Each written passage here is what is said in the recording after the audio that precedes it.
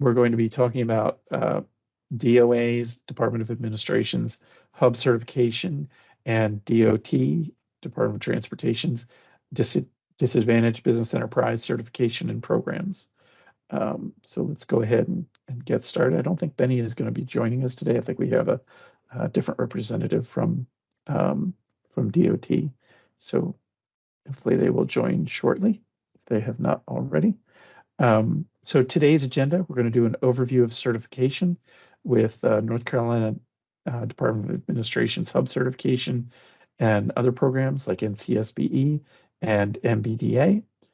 And then we will have North Carolina Department of Transportation's DBE certification and other North Carolina DOT programs. So looking at today's agenda, we're going to be doing an overview, looking at Hub certification, EVP registration, statewide uniform certification program application and reciprocity, as well as required documents, finding hub vendors, hub vendor responsibilities, finding opportunities, and developing your business, doing business with the state, and upcoming events. And this is a half-hour session. We can go into a whole lot more depth on this, but this is kind of to get you acclimated to that. And we do have some trainings that are more in depth that are online and that we do on a regular basis. So a little bit of alphabet soup here. There's a lot of acronyms that we use at the state and federal level, and just want to go ahead and run through what some of these are. So MBE is frequently used for Minority Business Enterprise, WBE for Women's Business Enterprise, SBE for Small Business Enterprise, SDB for Small Disadvantaged Business. On the state and local level, SWUC is the statewide uniform certification, and HUB is historically underutilized business, and that's known as SWUC because SWUC is the general statute language, and HUB is the more commonly understood and used term. DBE, there's actually two different definitions for that, or what that means. There is a disabled business enterprise definition for North Carolina Department of Administration through the statewide uniform certification. Actually, it's not, it's separate from SWUC. It's not really a certification, it's a self-designation. Or disadvantaged business enterprise with DOT. That's with the Office of Civil Rights, and that is a federal standard certification process. So a DBE with the North Carolina DOT, that's a certification. DBE with DOA is a self-identification. So it's unfortunate that they have the same acronyms. MWSBE is Minority Women's Small Business Enterprise. From the federal government side, 8A Business Development from SBA. That's one of the certifications there. Hub Zone is historically underutilized business zone. That's with Small Business Administration. That's totally different than this North Carolina SWUC Hub certification. So we have nothing to do with that from the state level to do with Hub Zone. WOSBE or WOSB is Women-Owned Small Business. Again, that's with Small Business Administration. And then you've got SDVOSB, which is Service Disabled Veteran-Owned Small Business. And that transitioned to SBA as part of the VET CERT program.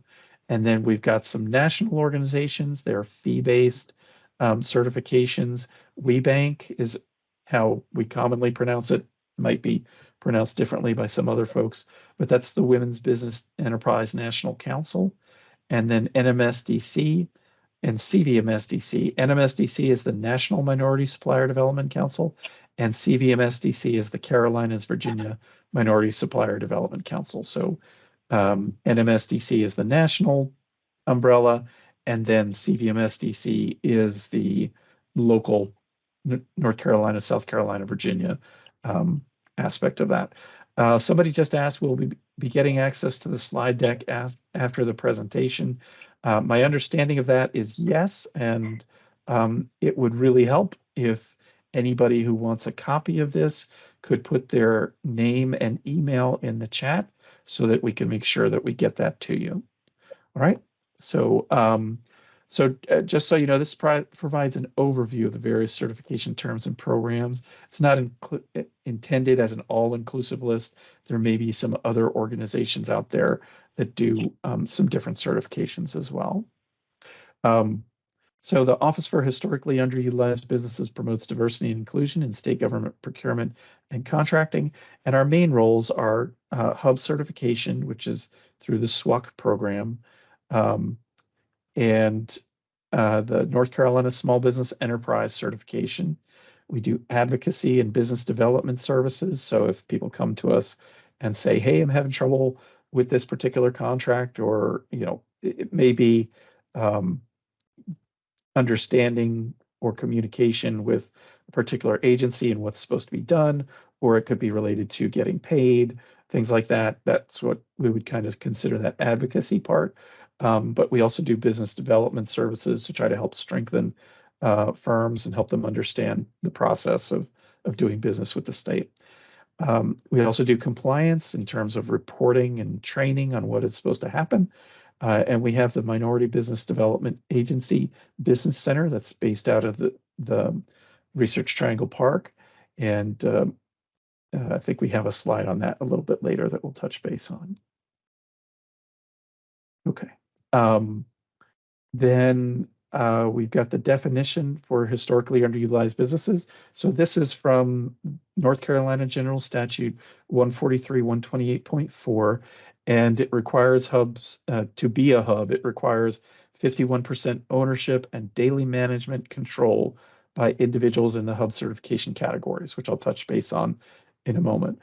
And it also says that hubs must be certified, that firms must be hub certified to count towards hub spending and hub participation, because there are goals for hub participation on goods and services purchases, as well as design and construction. Well, actually, the defined goal is on construction, but we capture data on design spending as well. Please note that whenever you see SWUC, that equals hub. It is hub. Our certification categories are Black, Hispanic, Asian American, and American Indian.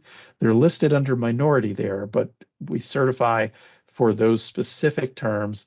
It's just showing minority because we look at that first. And if somebody falls into that category, that will be their certification. If they do not fall into those four categories, then we look at it's 51% of the ownership female, and does the female owner, at least one of them, manage and control the business. And then if none of those criteria are left, we look at disabled or disadvantaged. Not really a priority of one over the other, but we see disabled a lot more than we see disadvantaged. And those individuals would be male Caucasians that fall into those categories. We only give one category. So even if somebody falls into multiple categories, they don't show up that way on the certification. They just show up as the first one that they meet. There is a new certification category that was established by the General Assembly through the budget process in last fall, and that's the Employee Stock Ownership Plan Company, and we call that ESOP for short. And that looks at 51% of the stock ownership is minority owned. So that's a new category. We're still working through the process and how that's going to work out, what documentation will be needed on that. So far, we don't have anybody certified in those categories. The NCSBE program eligibility. NCSBE is the North Carolina Small Business Enterprise Program. That is run by our office, and it's a race, ethnicity, and gender neutral program. So we don't look at race, we don't look at gender in determining if somebody meets the criteria. We are looking at that they're headquartered in North Carolina, that they are for-profit, and that the firm has an annual net income not more than $1.5 million after that cost of goods sold is deducted, and the firm must have 100 employees or less. And that is certification is applied for through the EVP system. All right, so giving a look at Hub and NCSBE vendors across North Carolina, we've got a little over 7,100 certified firms as of April 11th, and a little that's for Hub vendors. And for NCSBE, we've got a little over 2,700 of those. That program was started about 3 years ago, so it certainly hasn't caught up to the number for the Hub certification. Hub certification does not have a size component to it, so there may be a natural effect there that there's more firms that could achieve the Hub status than NCSBE. Don't know for sure, but that's the way that it stands right now. And on this map, the darkest colors that we see on both sides are where we have 500 certified vendors in those counties. So probably not surprisingly, most of those urban counties have the higher numbers of those certified firms. So benefits of certification: Hubs are sought out by public entities for minority business participation purposes. Like I said, there's a 10% goal on goods and services spending, and that's by state agencies, community colleges, public universities, and public school systems. So 115 school systems, 58 community colleges, 19 to 21 universities, depending on how they count it, because sometimes there's institutions in there that are not specifically universities. And there's 28 different state agencies that you can work with. There's many organizations, especially local governments, that want to do business with work with small businesses. I've actually had a couple of cities come up to me recently, cities or towns, saying, hey, we're interested in working with small businesses. How do we find those folks? And having that NCSBE certification is definitely one way that you can prove to them, hey, I'm a small business, so you want to work with me. There is a searchable vendor database on the electronic vendor portal, and the Hub and NCSBE search fields are very prominent in there. So it's really easy to select, hey, I want to find those guys who are certified that way. Marketing and visibility, training opportunities, business development services are all benefits of Hub and NCSBE certification. So there's a lot of good trainings that have been done, not all provided by Hub staff, but by agency staff, and IRS has been doing some trainings, as well as a number of other organizations and experts. So the North Carolina Minority Business Development Agency Business Center, MBDA is for shorthand. We had a $1.9 million 5-year award from the U.S. Department of Commerce, and we received that in July of 2021. And that has helped us establish a business center to aid North Carolina businesses. And the center provides socially and economically disadvantaged firms a platform to reach global and domestic markets, enhancing growth, access to capital, contract opportunities, and assistance in identifying strategic partners. So there is sort of a dollar component to that, but it's kind of a guideline as opposed to a very strict kind of thing. They're trying to get established firms and help them grow. So they're not going to take somebody who's like a startup and just an idea of a company and work real closely with them. That'll be firms who are already established and are wanting to grow. So our contact information is listed right there. So what is the state buy? This is from last fiscal year. This is the last year of full fiscal year data that we have. We spent over $10 billion in goods and services statewide, and about half of that was with services. About a third of it was commodities, and the rest was term contracts. And term contracts can be both. They're just a term contract is a statewide contract, so it's provided all across the state So Murphy to Manio, as we hear it said a lot, anywhere in the state can use those services and have the same fee to use those. Some of the services that we see are cleaning services like janitorial, landscaping, and information technology support, veterinary services, medical care, mental health services. Commodities would be like personal protective equipment, medical supplies, clothing. I've heard somebody say, we buy a lot of cars.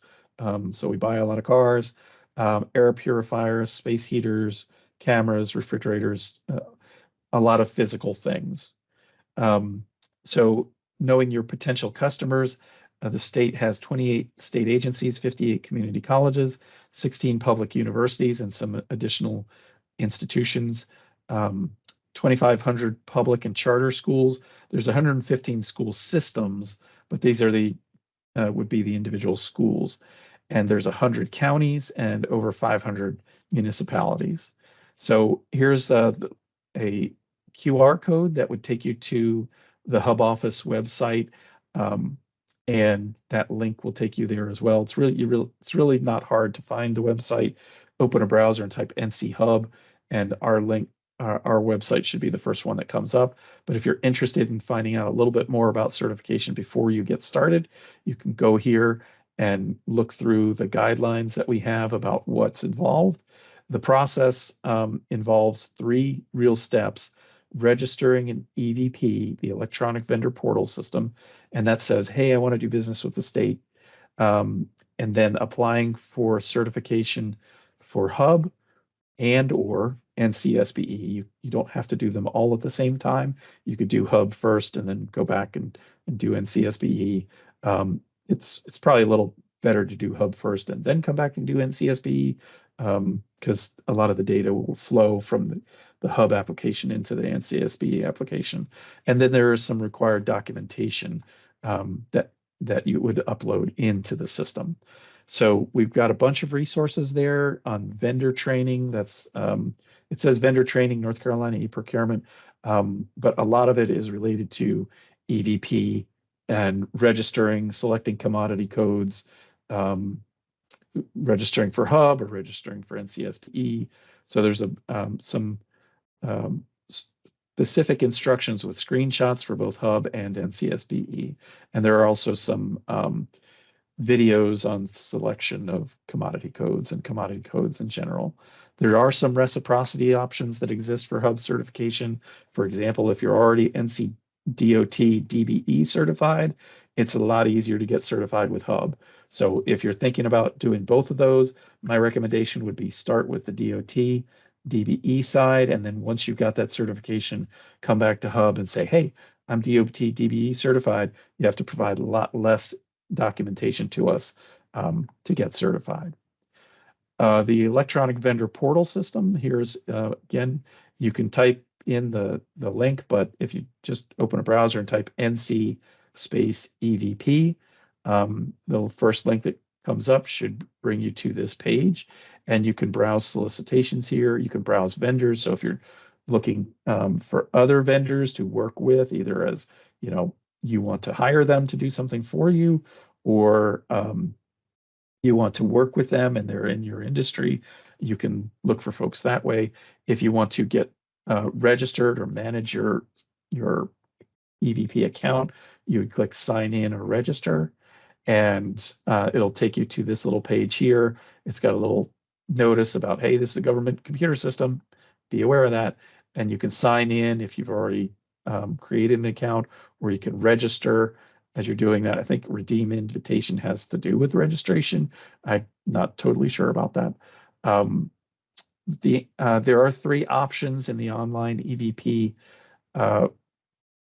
application for Hub, and you only pick one of them. You don't use multiple, you only pick one. The statewide uniform certification application, that's the Hub certification. You would use that if you've never been certified anywhere by anybody, okay?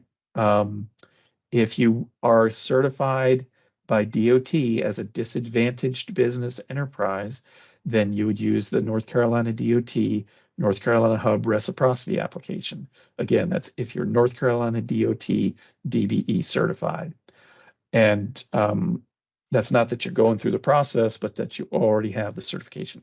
And then NC Hub reciprocity application is if you are certified in one of those organizations we talked about before, WeBank, NMSDC, CVMSDC, Service Disabled Veteran Owned Small Business, 8A, those kinds of organizations that you're certified with, you would use the North Carolina Hub reciprocity application. And again, that's if you currently hold a valid certification. If you don't have those things, just use the main SWUC certification. Most people will use the SWUC certification. Okay, and we do that for the reciprocity for those other organizations, not the DOT one, but the other ones. That's if you are in North Carolina, Virginia, South Carolina, Georgia, or Tennessee. So it's just our surrounding states and our state. There are reciprocity options. Oh, I just kind of went through this. EVP registration is the first step. You can either do DOT DBE certification or these other ones, the 8A, the woman-owned small business, service disabled veteran-owned small business with small business administration, and then the NMSDC or WeBank. So it's a shortened application process with fewer documents that you have to supply to us. The electronic vendor portal system, what you'll need to get started in EVP registration is internet access. You'll need your federal tax ID, employer identification number, a valid email address, because they will, as soon as you start it, if you've never registered before, you'll get an email to the address that you put in to confirm that you really do have access to that address. And please make sure that your company name matches what is listed on your legal documents. It will be checked, so it's great if it is exactly the same. So selecting commodity codes, we've got some resources here on what commodity codes are. We use the UNS PSC commodity codes. Sometimes people use NIGP or NAICS codes. The state of North Carolina uses UNSPSC codes. That's different from DOT. So just so you know, there is a little bit of a structure code, and this shows you what that kind of looks like. We use 6 digits in for the state of North Carolina, so we don't actually go to this. And the example of the screen here, this 08, we don't actually go to that. We use the segment, family, and the class. So you can select codes for your company that says, this is what I do, and please be very specific about that. Only select the ones that you really actually do. And there's another set that you can select on an individual personal basis to say, I want to get notified about these commodity codes. So you'll get emails about opportunities that are coming up. One thing that we occasionally hear is that people sign in and say, oh, I want to see the architect and engineering things. Well, you know, that's good.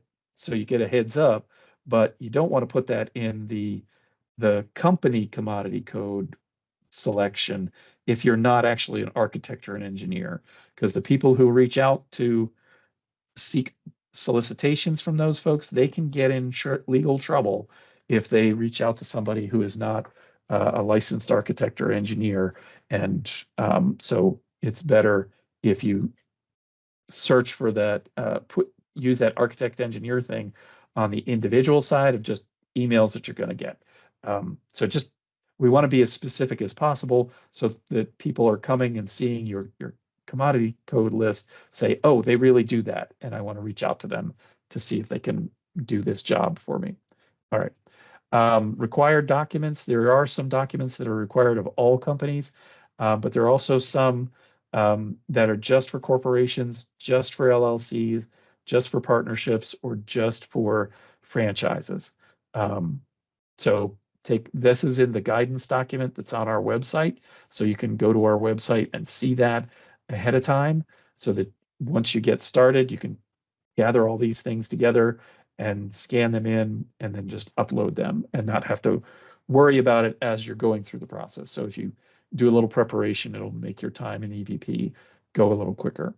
Upload all the documents within 30 days of your request for certification in EVP. So don't take 6 months to do this. We're probably not going to keep your application open that long.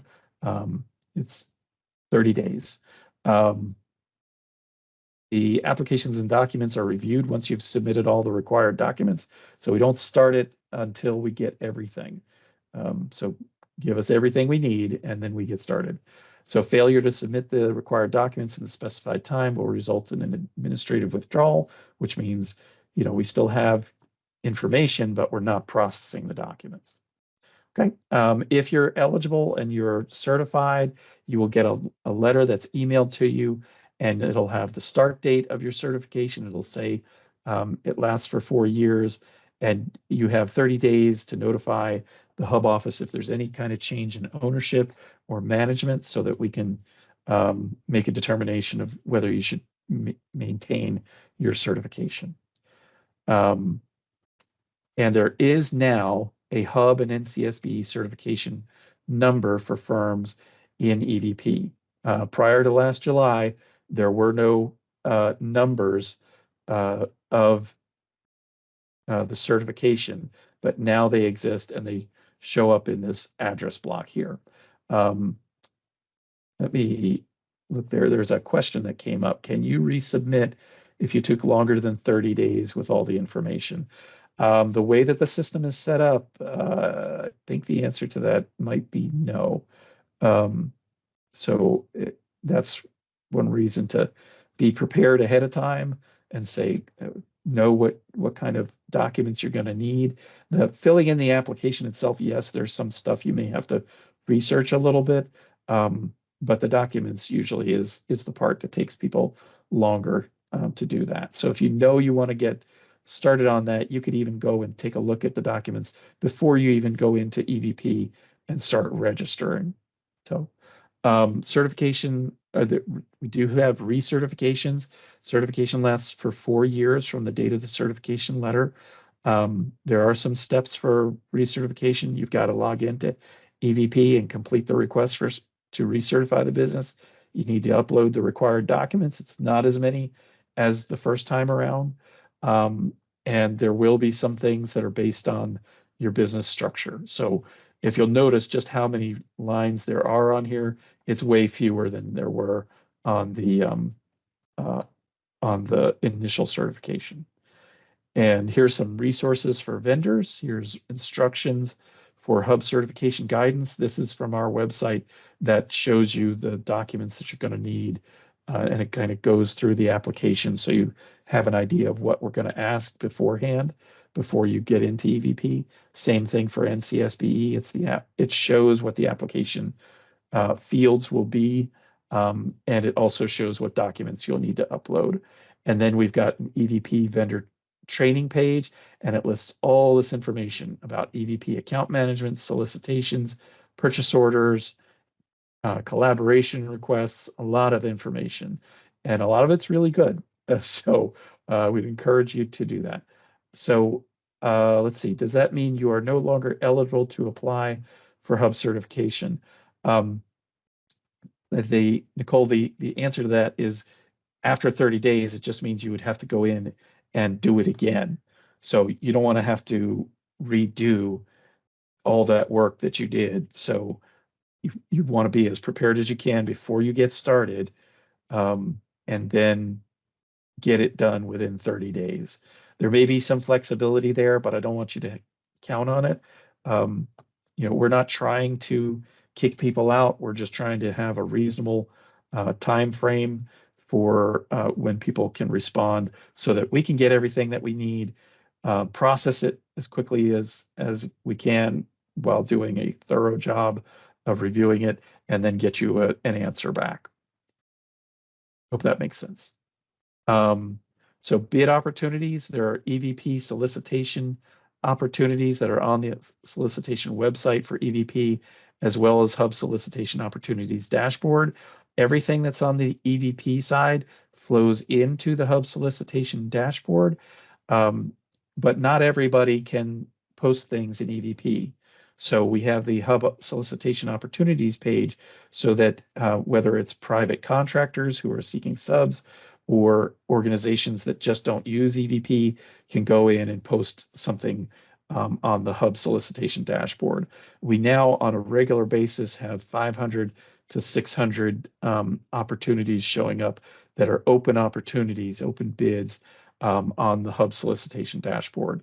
One of the good things about the solicitation things for EVP is you can go back and look back in time and say, this thing closed, what happened to it, who bid on it, who won the project. You can do that in EVP. That's not something that you have the capability of doing on the Hub side. The Hub side is more to let you know very quickly, hey, there's a project here, and to kind of whet your appetite and for you to find out more about that project.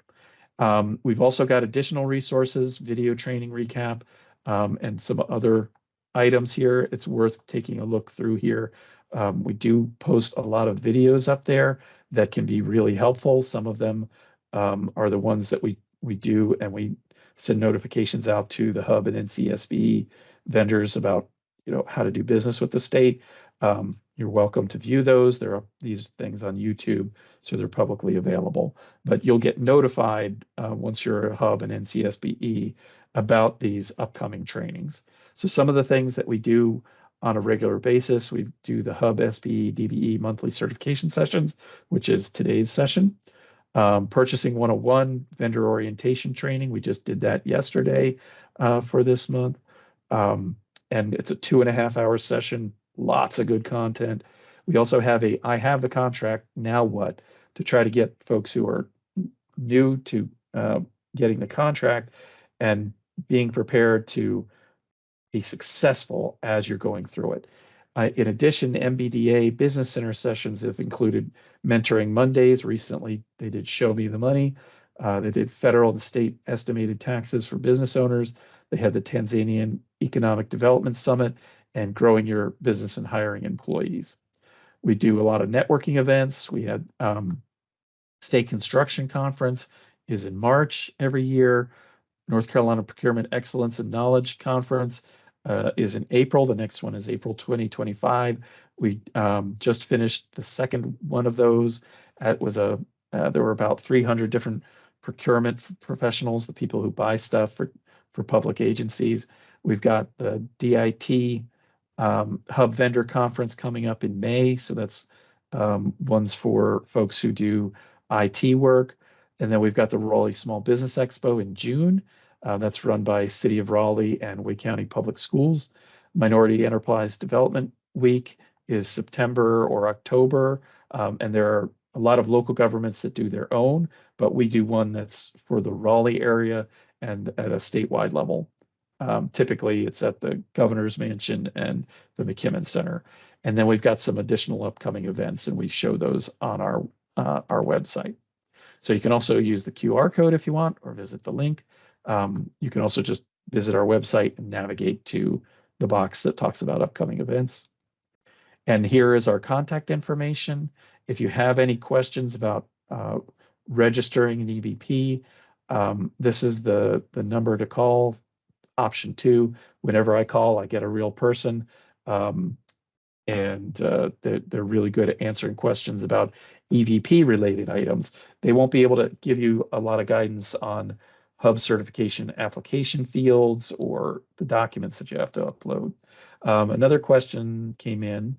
How long does it take to review and approve the application after we submit all required documents?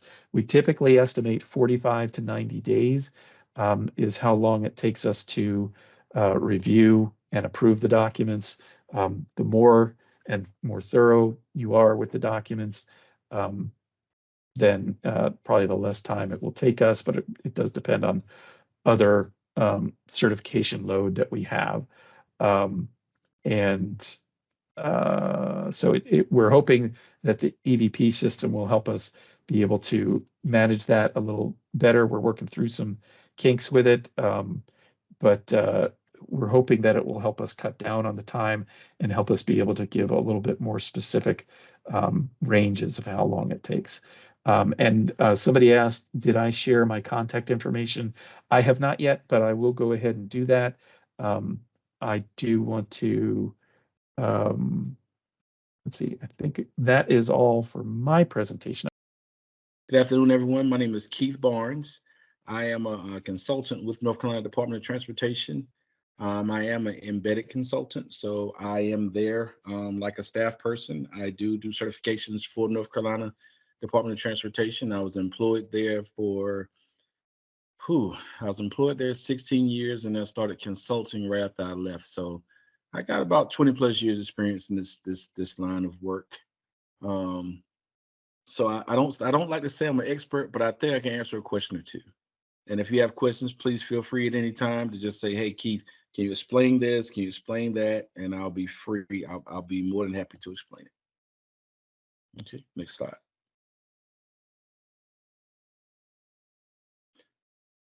So at North Carolina Department of Transportation, we do have a couple different certifications. It's very similar to Hub. A lot of the same programs they have. We have a SBE program as well, Small Business Enterprise Program, as well as the DBE program. DBE stands for Disadvantaged Business Enterprise Program. The DBE program and the Hub program, they are very similar, but they are also very different also. So criteria changes a little bit, and I'll get more in depth in that once we keep going. We also have the SPSF program, Small Professional Service Firms, and that is specified for just strict NAICS codes. He spoke earlier about the codes that they register under. We use NAICS or NAICS codes. That is per federal definition. In addition to that, we do have a pre-qualification section where we work off of work codes there. And that we will get into that a little later in the presentation as well. Next slide. So when you look at the landscape of our certifications, as you see, first you got the MBE, stands for Minority Business Enterprise, WBE, Women Business Enterprise, SBE, as I spoke about before, Small Business Enterprise. Now we do not have a SD program, Small Disadvantage. Ours is the DBE program, okay?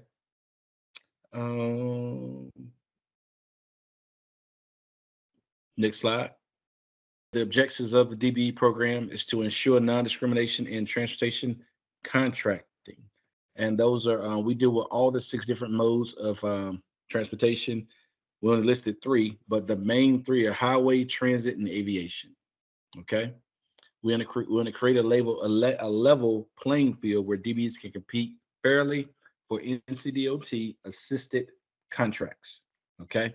Even though I said NCDOT, this is you can apply for DBE certification in any state that you want to, but the first criteria is you have to be certified in your home state. Okay. So if your home state is North Carolina, you have to be certified here first before you can go to any other states. Okay. We also want to ensure that only firms that fully meet the eligibility criteria are permitted to participate in the program. So once again, we do have checks and balances. We're going to make sure that you still meet certification criteria, because we don't want people that don't qualify competing with people that qualify for a program specified for the individuals that qualify.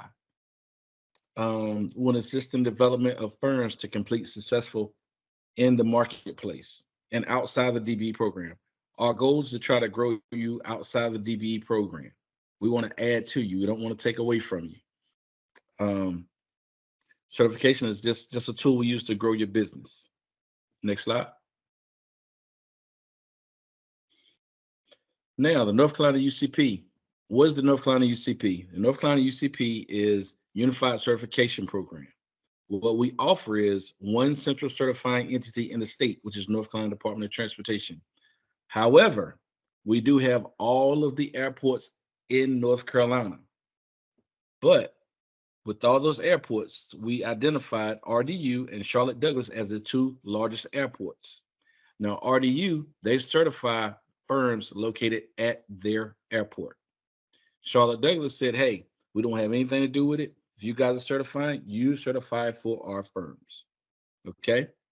Now, the UCP is an agreement amongst USDOT federal recipients.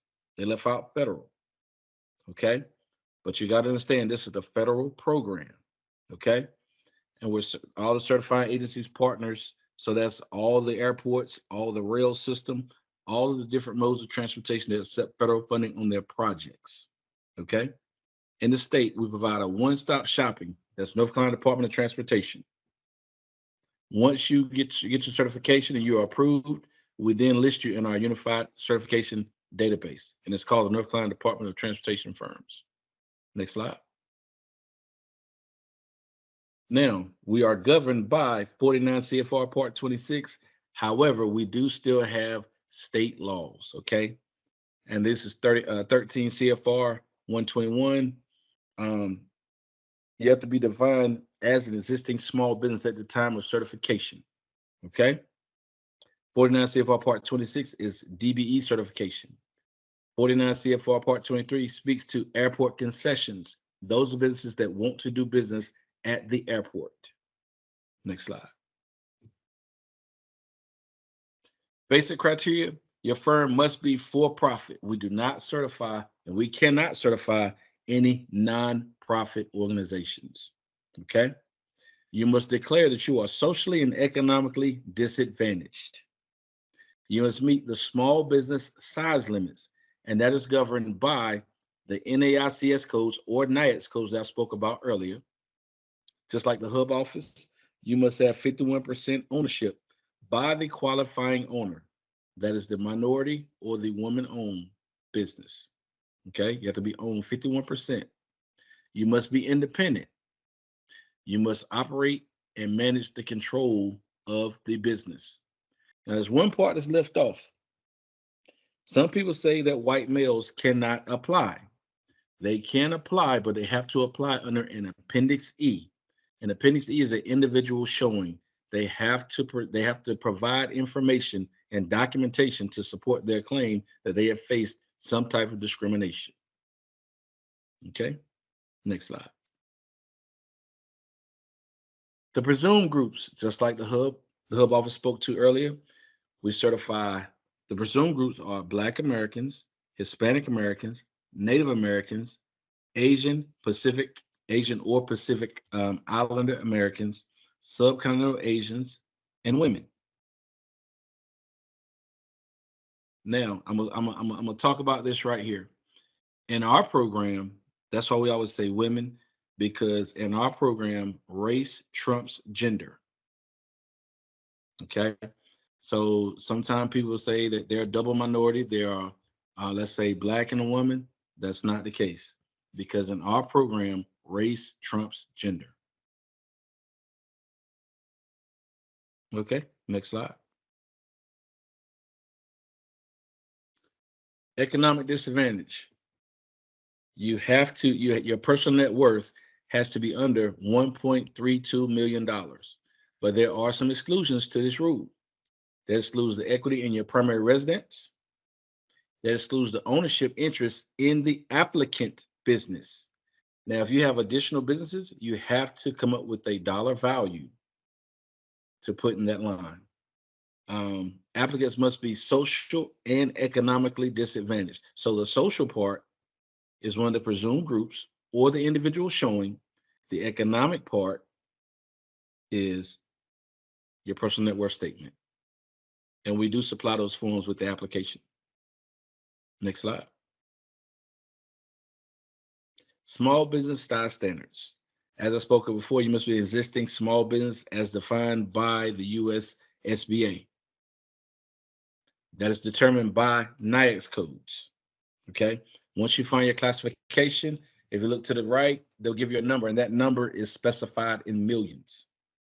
And what we do is we take so for SBA size standards, we have to take a 5-year average of your tax returns, of your gross receipts on your tax returns, and it has to fall under that number that's specified to the right. Okay. For DBE purposes, we take a 3-year average, and if your number falls below 28.48 million, you meet the criteria. Now, I spoke about ACDBEs earlier. So ACDBEs, they are not governed by NAICS codes. They have one rule: their gross receipts can't be more than $56.42 million. Okay, next slide. Ownership. The firm must be at least 51% owned by a socially and economically disadvantaged individual. You have to prove both. Ownership by socially and economically disadvantaged individuals include their contribution of capital or expertise to acquire ownership interests, and it must be real, substantial, continuing, and go beyond pro forma. Meaning it has to be real and substantial. It can't just be something you come up with and wrote down on paper. Next slide. Control. Your business has to be independent. We're going to look at the relationships that you have with larger firms. You must have the power to direct the management and policies of the applicant firm.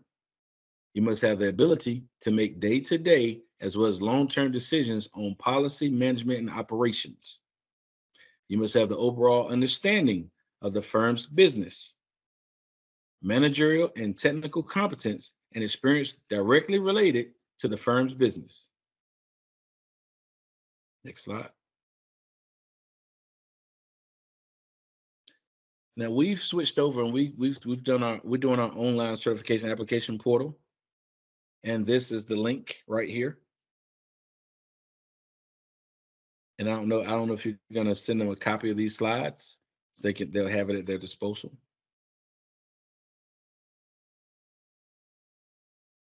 Next slide. So step one, you go to connectncdot.gov, go to doing business, small business, and go to apply, and there'll be DBE. Once you register as an individual for NCID, complete the EBS access request form. Step 3, EBS will send you a confirmation within 5 business days. We say 5 days, but sometimes I've seen it happen in an hour, 2 hours, 2 days. So it can be quicker. Okay, so just keep an eye on your email. After confirmation, use of your NCID and password to log on to our EBS site. Once you log into our EBS site, you can then fill out the application and upload the supporting documentation. Now, we do still take paper copies, but we encourage people to apply online. Next slide.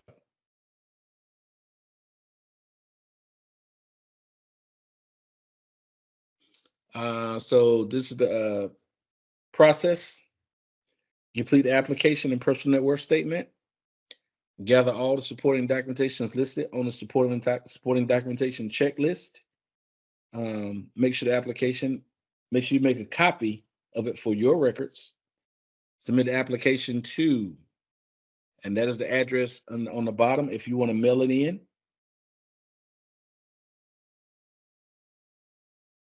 And with the P&W statement, we will give you directions on what needs to be filled in and what we're looking for on certain line items. Next slide. Okay, so from the certifications perspective, the application is reviewed for completeness. If complete, the intake assistant will forward the application to the certification officer. A site visit is scheduled and conducted. We used to have the virtual option, but not so much anymore. So we come out to the site of your business. So if you operate in your home, we have to come to your home, just pretty much wherever you conduct your business. Once we do that, and we have to take a few pictures of your equipment, just kind of how you're operating. Post-site visit, we do a thorough review of all the ammunition, all the information that we've gathered. We write up a report and we submit it to upper management. Okay. If you're certified, the firm's information is entered into our directory of transportation firms. If you are denied certification, the firm has the right to appeal the decision directly to US DOT. The UCP has 90 days to render a decision.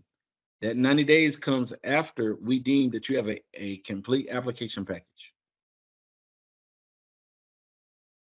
Okay, next slide. It's very important to keep the information up to date once you're certified.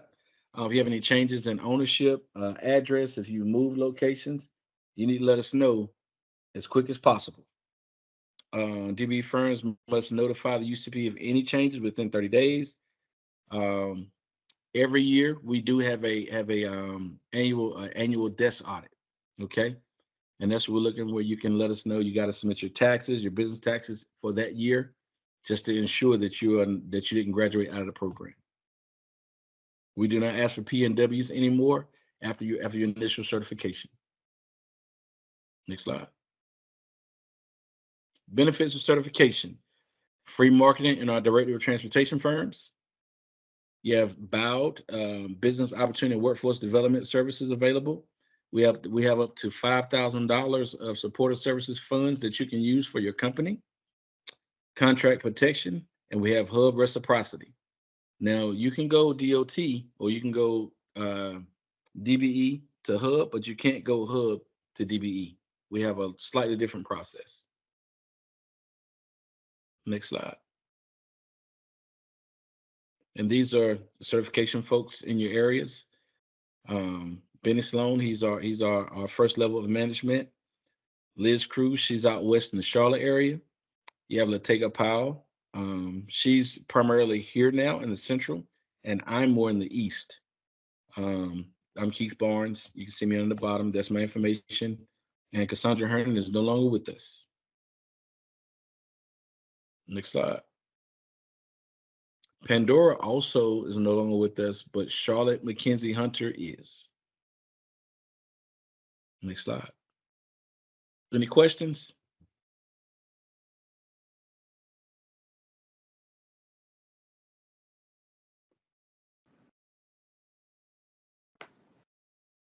I do see a hand raised from Beverly. Yes. Hey, thanks, Keith. I just want to know when you're going over the gross receipt. So we have to be in business between 3 to 5 years before, or 3 years. What's the how long you have to be in business before you can start your certification process? So that's a good question. No, you do not have to be in business 3 to 5 years. You can be in business 6 months. You can open a business tomorrow. There's no time specified on the length of business. However, it's just, we ask for all those things because we're dealing with businesses all across the world and on all different levels. So you can apply at any point. Thank We you. just have to take those averages. So if you haven't been in business, but let's say 2 years, of course your average would be lower because you have zeros for the other 3 years because you weren't in business. Thanks. Yes, ma'am.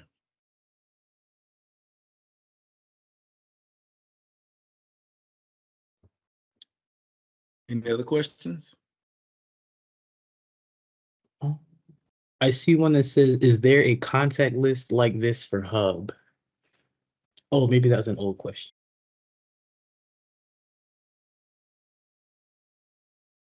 I thought I saw a hand raised.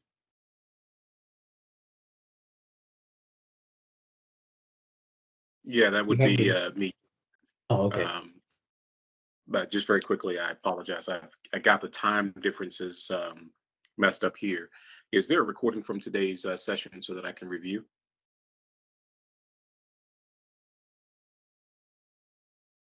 We are recording the session today. I don't recall how that works. I'm sorry, I'm not one of the ones who standardly stands in here. I'm kind of filling in. But when they go through our communications team, it takes a while for them to be available. They're not instantly accessible right away. They have to be posted to YouTube. So it does take some time. That's why we've asked that anybody who would like a copy of the slides to put their name and their email in the chat, and we may be able to answer that question as well. Great, thank you. And the process in terms of getting a full response back after all the package has been submitted, what is that time frame generally? Is that a hub office or the DBE office? That will be the hub office. It is typically once we have all the full application and all the documents, we typically say 45 to 90 days. It's consistent with what DOT says. Perfect. Thank you so much. I'll wait for the slides, I guess, before I ask questions that have already been covered today. But thank you so much.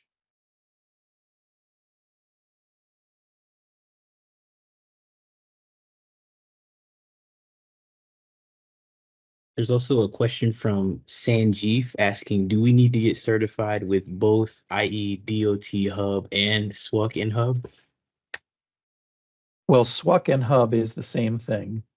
You do not have to get certified by DOT or SWUC at all. You can function without certification, but certain programs of DOT and certain programs on the Hub side do require you to be certified. But you can choose if you are only doing the kind of work that DOT does with those 6 different categories he was talking about, highway and bridges and things like that, then DOT is probably where you need to be, the certification that you need. If you're not doing anything else, you wouldn't necessarily need Hub certification. But if you're doing something that is a little different and is not transportation related, then Hub certification would probably serve you well with that. Thank you so much. Keith, anything you want to add at the end here?